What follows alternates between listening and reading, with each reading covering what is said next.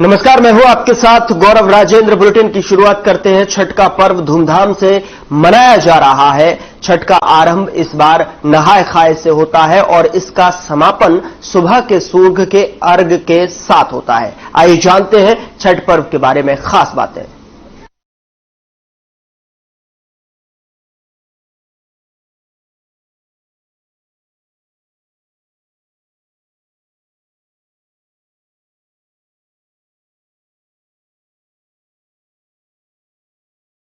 छठ महापर्व की धूम, नहाय खाए से महापर्व की शुरुआत। सूर्य देव की होती है पूजा, सुबह अर्घ से पर्व का समापन।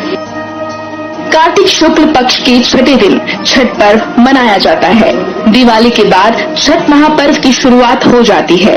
इसमें सूर्य देव की उपासना की जाती है।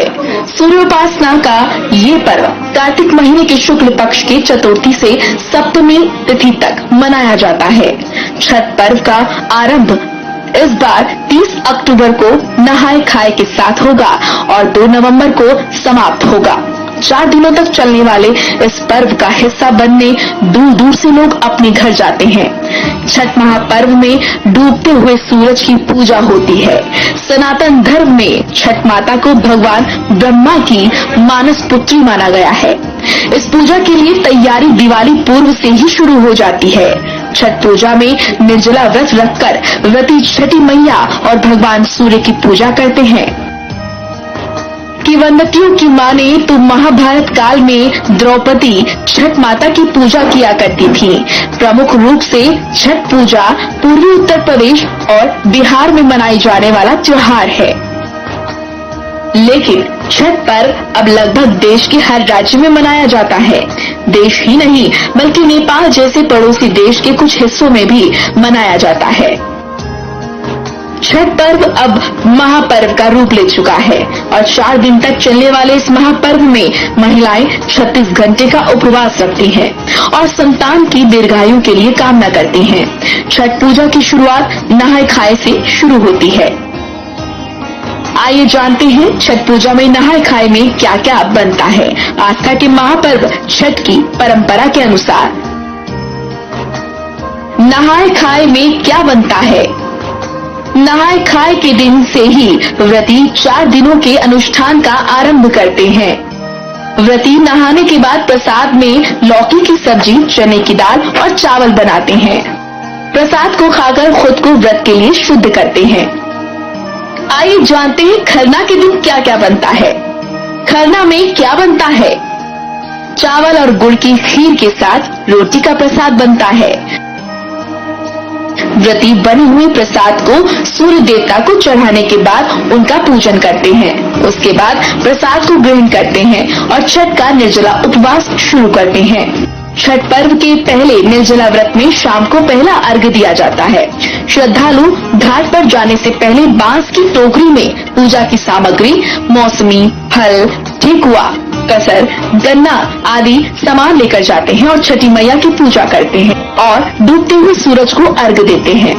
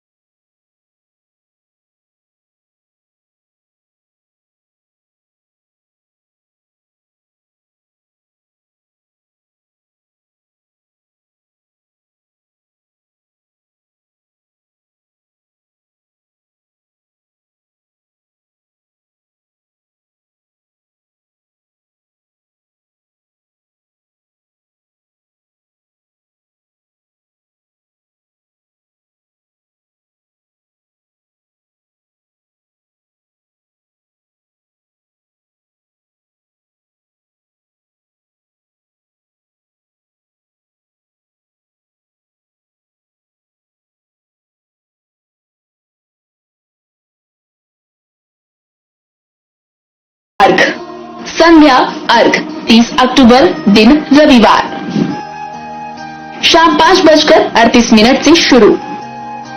4 दिनों के छठ पर्व के चौथे दिन यानी कि सप्तमी के दिन सुबह उगते सूरज को अर्घ देकर विधि विधान से पूजा संपन्न की जाती है। इसके बाद ही घाटों पर प्रसाद दिया जाता है। छठी मैया निसंतानों को संतान प्रदान करती हैं। संतानों की लंबी आयु के लिए भी ये पूजा की जाती है। छठ पूजा का दूसरा अर्घ प्रातः अर्घ 31 अक्टूबर दिन सोमवार सुबह 6:32 से शुरू। छठ महापर्व का एक अपना अलग महत्व है। छठ महापर्व संतान की लंबी आयु के लिए किया जाता है। छठ महापर्व करने से सूर्यदेव प्रसन्न होते हैं। छठ महापर्व करने से मनोकामनाएं पूरी होती हैं और दुख दरिद्रता खत्म होती है। आप सभी दर्शकों को हर खबर की तरफ से छठ महापर्व की हार्दिक शुभ।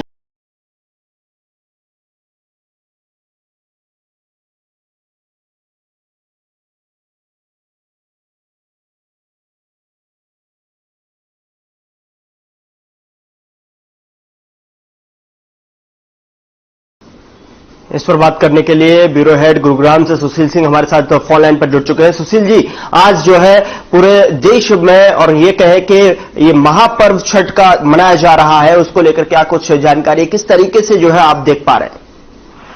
और निश्चित तौर पर देखिए, मैं गुरुग्राम में हूँ और गुरुग्राम में छोटे बड़े करीब 400 के आसपास घाट बनाए गए हैं।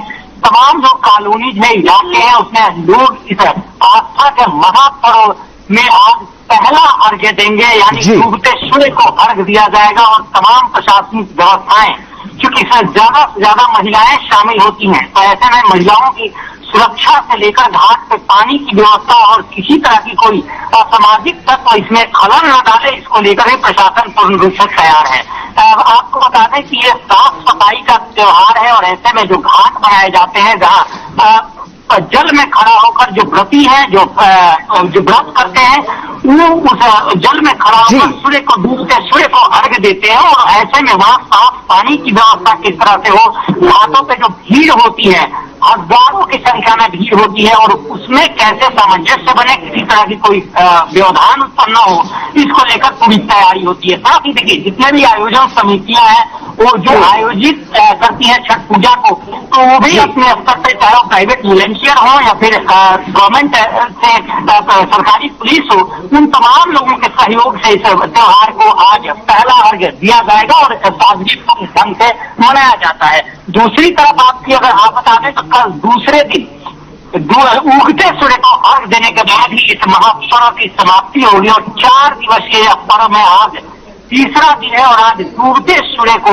अर्घ देकर महापर्व को मनाया जा रहा है। जी सुशील जी, ऐसे में जो है कई जगह तालाबों की व्यवस्था की जाती है, वहां पर पूरी तरीके से चाक चौकसी के लिए कई जगह से तस्वीरें आ रही है, अलग अलग जगह से जो है तालाबों को बनाया जा रहा है। अगर आप किस तरीके से वहां पर देख रहे हैं तालाब, कुछ तो जो तालाब जो है पहले से ही बने हुए हैं और कुछ जो है लोग जो है व्यवस्था किए हुए हैं, अपना कृत्रिम रूप से अपना तालाब नुमा एक जो है उसको शेप दी गई है जगह जगह।